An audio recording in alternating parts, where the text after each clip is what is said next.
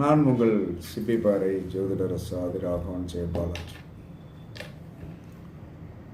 மேச லக்கணத்தில் யார் பிறந்திருந்தாலும் அவர்கள் தன்னுடைய 10ஆம் பாவத்தை வலிமைப்படுத்துவதற்கு மூங்கில் செடி வையுங்கள்.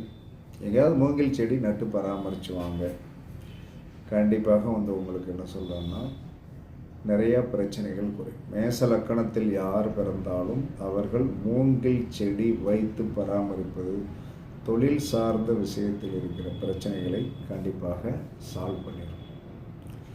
ரிஷப லக்கணத்தில் யார் பிறந்திருந்தாலும் பாம்பு புற்று படம், ரிஷப லக்கணத்தில் போய் யார் பிறந்தாலும் பாம்பு புற்று படம் அவர்கள் தொழில் சார்ந்த விஷயத்தில் இருந்தாலும் 10ஆம் பாவம் வலிமையாகணும்.